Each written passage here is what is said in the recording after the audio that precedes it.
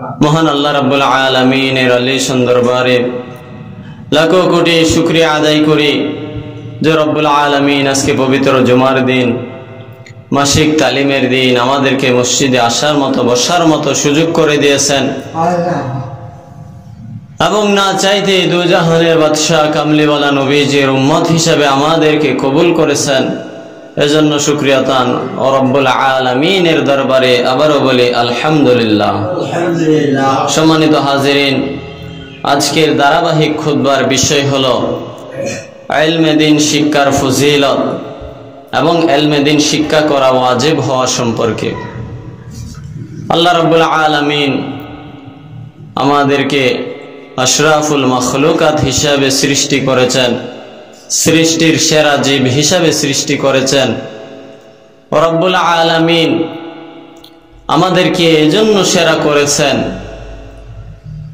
পৃথিবীর মধ্যে দুনিয়ার জমিনের মধ্যে যত ধরনের প্রাণী রয়েছে কোন প্রাণী তার মনের ভাব প্রকাশ করতে পারে না, একজনের কথা অন্যজনের কাছে বলতে পারে না।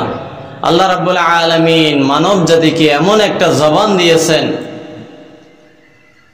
যে জবানের মাধ্যমে আমরা আমাদের অন্তরে নিহিত ভাব অন্য একজন মানুষের সাথে বলতে পারি। কথার মাধ্যমে, জবানের মাধ্যমে আমরা আমাদের এই মনের ভাবটা অন্য একজন মানুষের সাথে শেয়ার করতে পারি। রব্বুল আলামিন মানব জাতিকে এমন একটা বিবেক দিয়েছেন, এমন একটা জ্ঞান দিয়েছেন যে জ্ঞান পৃথিবীর মধ্যে অন্য কোনো জাতিকে আল্লাহ রাব্বুল আলামিন দেননি। যেহেতু রব্বুল আলামিন আমাদেরকে এত বড় একটা সুযোগ দিয়েছেন, জ্ঞানের অধিকারী করেছেন, রব্বুল আলামিন আমাদেরকে সৃষ্টির সেরা জীব হিসেবে সৃষ্টি করেছেন এবং পৃথিবীর মধ্যে যত প্রাণী আছে যে প্রাণীটা আপনার উপকারে আসবে ওই প্রাণীটাকে আপনি জবাই করতে পারবেন, হত্যা করতে পারবেন। যে প্রাণীটাকে আপনার কোনো কাজে ব্যবহার করা যায় ওই প্রাণীটা আপনি যে কোনোভাবে ইচ্ছা মাফিক আপনি আপনার প্রয়োজনে ব্যবহার করতে পারবেন। কিন্তু যে প্রাণীটাকে হত্যা করলে, জবাই করলে আপনার কোনো উপকারে আসবে না ওই প্রাণীটাকে আপনি হত্যা করতে পারবেন না। যেই প্রাণীটাকে হত্যা করলে আপনার উপকারে আসবে, কাজ করা যায়, কোনো একটা কাজ করতে পারবেন, অথবা যেই প্রাণীটা আপনার জন্য ক্ষতিকারক, আপনার ধ্বংসের কারণ হতে পারে, আপনাকে আক্রমণ করতে পারে, ওই সমস্ত প্রাণীকে আপনি হত্যা করতে পারবেন। এখানে আপনার কোনো গুনাহ হবে না। আল্লাহ রাব্বুল আলামিন আমাদেরকে বিবেক দিয়েছেন, চিন্তা ভাবনার মাধ্যমে আমরা এই বিবেকের মাধ্যমে বুঝতে পারি কোনটা ভালো কোনটা মন্দ। রব্বুল আলামিন আমাদেরকে যে এই জ্ঞান দিয়েছেন এই জ্ঞানকে সঠিকভাবে কাজে লাগাতে হবে। এই জ্ঞানের মাধ্যমে, এই বিবেকের মাধ্যমে আমরা যদি আল্লাহ রাব্বুল আলামিনের দ্বীন, রব্বুল আলামিনের মনোনীত ধর্ম ইসলামী জ্ঞান অর্জন করতে না পারি আমাদের এই জীবন ব্যর্থ। কুরআনের শিক্ষা ব্যতীত যত ধরনের শিক্ষাই হোক না কেন হয়তোবা সাময়িক আপনার পার্থিব জীবনে কাজে আসতে পারে, কিন্তু পরকালে মুক্তির জন্য অবশ্যই আপনাকে কুরআনের শিক্ষা অর্জন করতে হবে। আল্লাহ রাব্বুল আলামিন আমাদেরকে যে ইলম দিয়েছেন, জ্ঞান দিয়েছেন, নবী করিম সাল্লাল্লাহু আলাইহি ওয়াসাল্লাম ফরমান, তলাবুল ইলমি ফরিদাতুন আলা কুল্লি মুসলিম। প্রত্যেক মুসলমান নরনারীর জন্য ইলমে দ্বীন শিক্ষা করা, দ্বীনি ইলম শিক্ষা করা, ইসলামের জ্ঞান অর্জন করা ফরজ। বলুন সুবহানাল্লাহ। আল্লাহ রাব্বুল আলামিন ফরজ করে দিয়েছেন, অবশ্যই দ্বীনি ইলম শিক্ষা করতে হবে, ইসলামী জ্ঞান অর্জন করতে হবে। আপনি যদি ইসলাম সম্পর্কে কিছু না জানেন, আপনি ইসলামের রীতিনীতি, হুকুম আহকামগুলি মেনে চলতে পারবেন না, পালন করতে পারবেন না, ইবাদত বন্দেগী করতে পারবেন না। এজন্য সর্বপ্রথম আপনাকে জানতে হবে, আপনাকে জ্ঞান অর্জন করতে হবে। হাদিস শরীফের মধ্যে এসেছে, নবীজি বলেন, বাল্লিগু আন্নি ওয়ালাউ আয়াতা, আমার পক্ষ থেকে তোমরা মানুষের কাছে পৌঁছে দাও, যদিও সেটা একটি মাত্র কথা হয়। অর্থাৎ নবীজির একটি হাদিস, নবীজির একটি কথা, যেটা আপনি জানলেন, আপনার উচিত, দায়িত্ব, কর্তব্য অন্য একজন মানুষকে ওই বিষয়ে জানিয়ে দেওয়া, মানুষকে বোঝানো, দ্বীনের পথে ডাকা, ইসলামের পথে মানুষকে আহ্বান করা। যতটুকু পরিমাণ আপনি জ্ঞান অর্জন করেছেন, ইলম অর্জন করেছেন, নবীজির যেই বাণী আপনার কাছে পৌঁছেছে ওই বাণী আপনি গোপন করতে পারবেন না। আপনি একটা হাদিস সম্পর্কে জানলেন, এটা আপনার অন্য মুসলমান ভাই, বন্ধু বান্ধব, আত্মীয় স্বজন, তাদেরকে জানিয়ে দেওয়া আপনার দায়িত্ব। আপনি ইবাদত বন্দিগি করেন, ইসলামী রীতিনীতি মেনে চলেন, আপনার উচিত আপনার পরিবারের যে সদস্য রয়েছে তাদেরকে এই বিষয়ে জানানো, এই বিষয়ে তাগিদ দেওয়া, তারা যেন আপনার মতো করে ইসলামী রীতিনীতিগুলি পালন করে মেনে চলে। এই বিষয়ে আপনার পরিবারের প্রত্যেকটা সদস্যকে এই বিষয়ে জানিয়ে দেওয়া, তাগিদ দেওয়া। আপনার পাড়া প্রতিবেশী, আত্মীয় স্বজন, তাদেরকে নামাজের জন্য, ভালো কাজের জন্য আহ্বান করা, ভালো কাজের দিকে তাদেরকে ডাকা। নবী করিম সাল্লাল্লাহু আলাইহি ওয়াসাল্লাম ফরমান, যে ব্যক্তি ইলমে দ্বীন শিক্ষার জন্য, দ্বীনি ইলম অর্জন করার জন্য পথ চলে, চেষ্টা করে, ইলমে দ্বীন শিক্ষার জন্য ব্যয় করে, প্রচেষ্টা চালায়, ইলমে দ্বীন শিক্ষার পথ অন্বেষণ করে, আল্লাহ রাব্বুল আলামিন ওই বান্দার জন্য বেহেশতে যাওয়ার পথ সহজ করে দেন। বলুন সুবহানাল্লাহ। এজন্য অবশ্যই দ্বীনি ইলম শিক্ষা করার জন্য চেষ্টা করতে হবে। আপনি হয়তো মনে মনে ভাবতেছেন যে আমার বয়স হয়ে গেছে, এত কিছু আমি শিক্ষা করতে পারিনি, এখনো সময় আছে, আপনি শিক্ষার চেষ্টা করেন। হয়তোবা আপনি সম্পূর্ণ জ্ঞান অর্জন করতে পারলেন না, কিন্তু আপনার চেষ্টা রয়েছে, আপনি আস্তে আস্তে চেষ্টা করতে থাকেন। হতে পারে এই চেষ্টার উসিলায় আল্লাহ রাব্বুল আলামিন আপনাকে নাজাত দান করতে পারেন। বলুন সুবহানাল্লাহ। এজন্য যার যত বয়সই হোক না কেন, আমরা সমাজের মধ্যে একটা কথা প্রচলিত আছে যে শিক্ষার কোনো বয়স নেই, জন্ম থেকে মৃত্যু পর্যন্ত বিদ্যা অন্বেষণ করো। তো অনেক সময় দেখা যায় অনেক আলেম ওলামা, অনেক শিক্ষিত মানুষ, তার মধ্যেও জ্ঞানের ঘাটতি থাকতে পারে। এমনও আছে সাধারণ মানুষ এমন একটা কথা জানে, এমন একটা হাদিস জানে, এমন একটা সুন্দর ঘটনা জানে যেটা একজন শিক্ষিত মানুষ জানে না। এজন্য সর্বদাই ইলম অর্জন করার প্রচেষ্টার মধ্যে থাকতে হবে। নবী করিম সাল্লাল্লাহু আলাইহি ওয়াসাল্লাম বলেন, আল্লাহ রাব্বুল আলামিন যার মঙ্গল চান, যেই বান্দাকে আল্লাহ রাব্বুল আলামিন পছন্দ করেন, ভালোবাসেন, যেই বান্দাকে আল্লাহ রাব্বুল আলামিন সফলতা দান করতে চান, ওই বান্দাকে আল্লাহ রাব্বুল আলামিন দ্বীনি ইলম শিক্ষার জন্য, দ্বীনি জ্ঞান অর্জন করার জন্য আল্লাহ রাব্বুল আলামিন তাকে সুযোগ করে দেন, ধর্ম বিষয়ক জ্ঞান তাকে দান করেন। বলুন সুবহানাল্লাহ। অনেক সময় দেখা যায় অনেক প্রচেষ্টার পরেও, অনেক চেষ্টার পরেও আমরা কোনো একটা কাজের শেষ পর্যন্ত যেতে পারি না, সফলতা অর্জন করতে পারি না, কাজটা শেষ করতে পারি না। আল্লাহ রাব্বুল আলামিন আমার তকদিরের মধ্যে এটা লেখেন নাই। আল্লাহ রাব্বুল আলামিন আমাদেরকে এটা দান করবেন না, এই জন্য আমরা এর চূড়ায় উঠতে পারি না, শেষ পর্যন্ত যেতে পারি না। আল্লাহ রাব্বুল আলামিন আমাদের জন্য যা নির্ধারণ করে রেখেছেন, অবশ্যই আমাদের প্রচেষ্টার মাধ্যমে আল্লাহ রাব্বুল আলামিন সেই মর্যাদা আমাদেরকে দান করবেন। নবী করিম সাল্লাল্লাহু আলাইহি ওয়াসাল্লাম বলেন, ইন্নাল উলামা ওয়ারাসাতুল আম্বিয়াই, নিশ্চয় আলেম ও উলামাগণ হলো নবীগণের ওয়ারিস। বলুন সুবহানাল্লাহ। এখন নবীগণের ওয়ারিস হবে তারাই যারা প্রকৃত আলেম, যাদের অন্তরের মধ্যে প্রকৃতপক্ষে নবীজির মহব্বত রয়েছে, নবীজির প্রতি ভালোবাসা রয়েছে। হাদিস শরীফের মধ্যে নবীজি ফরমান, লা ইউমিনু আহাদুকুম হাত্তা আকুনা আহাব্বা ইলাইহি মিন ওয়ালিদিহি ওয়া ওয়ালাদিহি ওয়ান নাসি আজমাইন।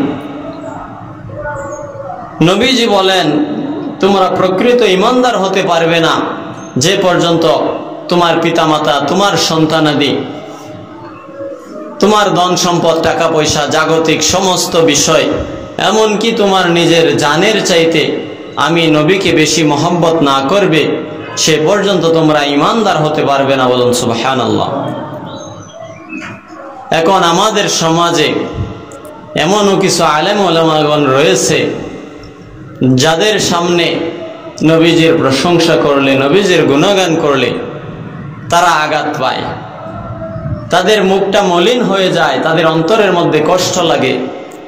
নবীজির সম্মান তারা পছন্দ করে না।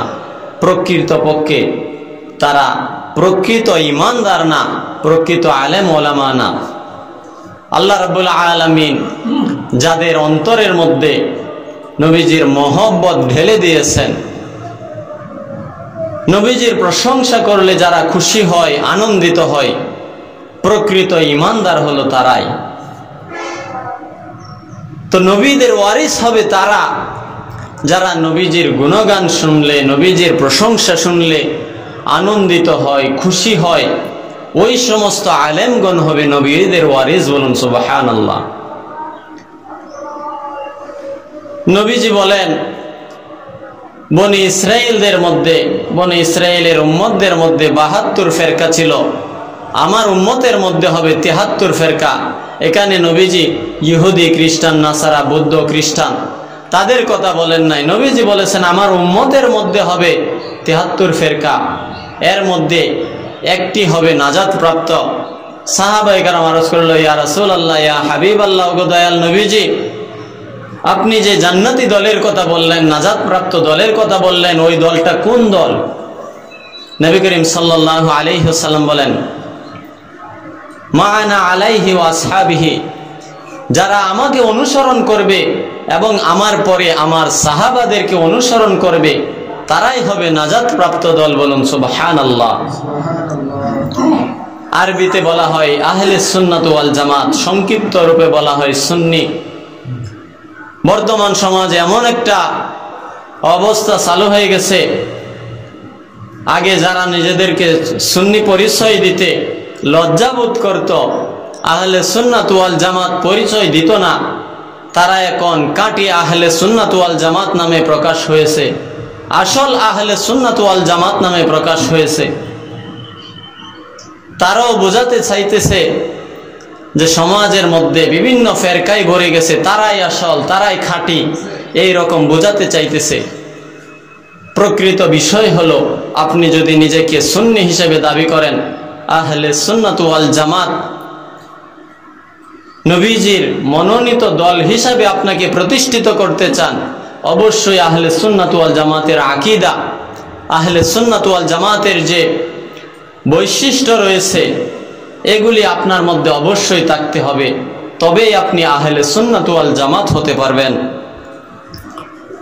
নবীজি ফরমান যে যারা নবীদের ওয়ারিস হবে, প্রকৃত আলেম যারা হবে, তারা মূলত টাকা পয়সা, ধন সম্পদ, দিরহাম, নবীদের পার্থিব জাগতিক সম্পদের অধিকারী হবে না, উত্তরাধিকারী হবে না। মূলত তারা অধিকারী হবে নবীগণ আল্লাহ রাব্বুল আলামিনের পক্ষ থেকে যে জ্ঞান পেয়েছিলেন, আল্লাহ রাব্বুল আলামিন নবীদেরকে যে ইলম দান করেছিলেন, সেই জ্ঞানের একটা পরিত্যাজ্য অংশ নবীদের জ্ঞানের মধ্য থেকে কোরআন, হাদিস, ইজমা, কিয়াসের মাধ্যমে নবীদের থেকে তারা কিছু না কিছু অংশ প্রকৃত ইমানদার, প্রকৃত আলেম, যাদের অন্তরের মধ্যে নবীজির মহব্বত রয়েছে, নবীজির পক্ষ থেকে সেই জ্ঞান তারা লাভ করবে। বলুন সুবহানাল্লাহ। নবী করিম সাল্লাল্লাহু আলাইহি ওয়াসাল্লাম ফরমান যে একজন আলেম, একজন শিক্ষিত মানুষ, তার পর্যাপ্ত পরিমাণ জ্ঞান থাকার পরেও যদি সাধারণ মানুষ তাকে কোনো একটা মাসআলা সম্পর্কে জিজ্ঞাসা করলো, কোনো একটা দ্বীনি প্রশ্ন করলো, তার জানা থাকা সত্ত্বেও ওই প্রশ্নের উত্তর দিল না, মাসআলার সঠিক সমাধান দিল না, নবী করিম সাল্লাল্লাহু আলাইহি ওয়াসাল্লাম ফরমান কিয়ামতের ময়দানে তার মুখের মধ্যে আগুনের লাগাম পরানো হবে। বলুন নাউজুবিল্লাহ। এজন্য নবীজি বলেছেন, বাল্লিগু আন্নি ওয়ালাউ আয়াতা, আমার পক্ষ থেকে যদি তোমরা একটি কথাও জানো তবে সেটা মানুষের কাছে পৌঁছে দাও। এজন্য অবশ্যই আমাদের যে পরিমাণ জ্ঞান রয়েছে, ইলম রয়েছে, আমাদের উচিত অন্যান্য মানুষের সাথে এইগুলি শেয়ার করা, মানুষকে জানিয়ে দেওয়া। যদি কোনো মানুষ আমাদেরকে ইসলামী শরীয়তের কোনো বিষয় হিসাবে, দ্বীনি ইলম সম্পর্কে কোনো মাসআলা, মাসাইল সম্পর্কে আমাদেরকে জিজ্ঞাসা করে, আমাদের উচিত জানা থাকলে ওই মাসআলার সমাধান দিয়ে দেওয়া, এবং না জানা থাকলে সবাই যে একেবারে পরিপূর্ণ জ্ঞানের অধিকারী হবে এরকম না। এমনও হতে পারে আমার মধ্যে জ্ঞানের ঘাটতি থাকতে পারে, অনেক উচ্চ শিক্ষিত আলেমের মধ্যে জ্ঞানের ঘাটতি থাকতে পারে।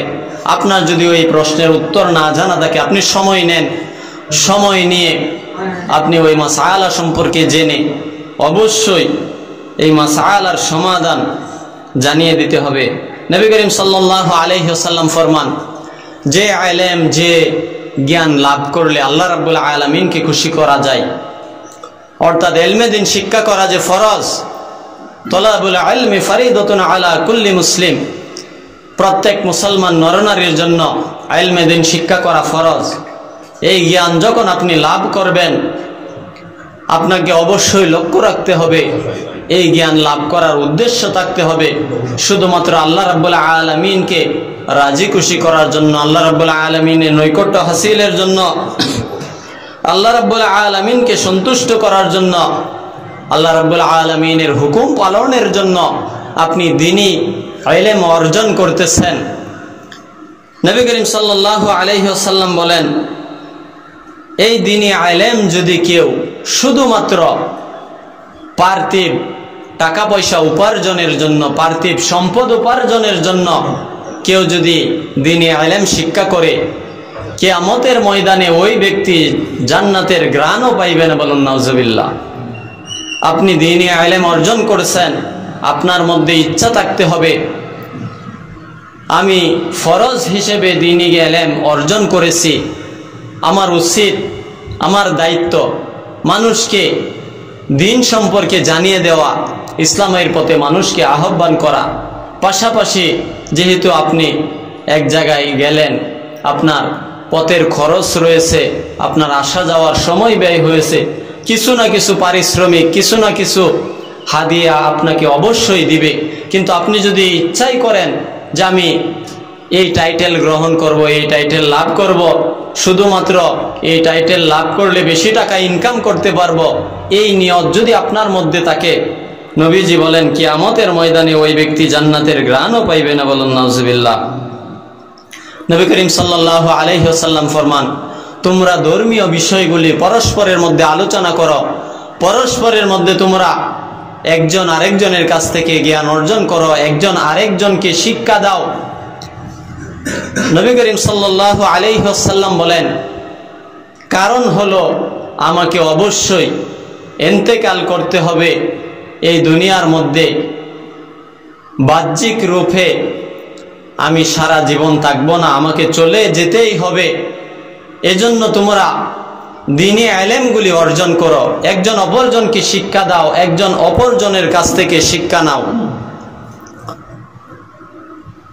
আল্লাহ রাব্বুল আলামিন বলতেছেন, দুনিয়ার জমিনের মধ্যে কি ওই ব্যক্তি উত্তম যে ব্যক্তি দাঁড়িয়ে দাঁড়িয়ে রাত্রিবেলায় আল্লাহ রাব্বুল আলামিনের ইবাদত বন্দেগী করে, নিদ্রা না যেয়ে আল্লাহ রাব্বুল আলামিনের জিকির আজগার করে, আল্লাহ রাব্বুল আলামিনের কাছে সেজদায় নত হয়ে সাহায্য প্রার্থনা করে। ওই ব্যক্তি কি উত্তম, নাকি ওই ব্যক্তি উত্তম যে ব্যক্তি নাফরমান? আল্লাহ রাব্বুল আলামিন বলতেছেন, নিশ্চয় যে ব্যক্তি জানে এবং যারা জানে না তারা কখনো সমান হতে পারে না। আল্লাহ রাব্বুল আলামিনের ফয়সালা। এজন্য আমাদের প্রত্যেকের উচিত যারা জানে তাদের কাছ থেকে ইলমে দ্বীন শিক্ষা করা, জেনে নেওয়া। কারণ না জানলে আমরা কোনো আমলই সঠিকভাবে করতে পারবো না। আল্লাহ রাব্বুল আলামিন আমাদের প্রত্যেককে কবুল করুন। আমরা প্রত্যেকে যেন যার যার অবস্থান থেকে যে যে অবস্থায় আছি, আমরা যেন বই পুস্তক পাঠের মাধ্যমে আলেম ওলামাগণের কাছ থেকে দ্বীনি ইলম অর্জন করে, আবশ্যক পরিমাণে ইলম অর্জন করে ইসলামী রীতিনীতিগুলি সঠিকভাবে জেনে বুঝে আমল করতে পারি, প্রত্যেকটা ইবাদত বন্দেগী যেন সঠিকভাবে আদায় করতে পারি। ও রব্বুল আলামিন আমাদেরকে সেই তৌফিক দান করুন। সকলে বলুন আমিন।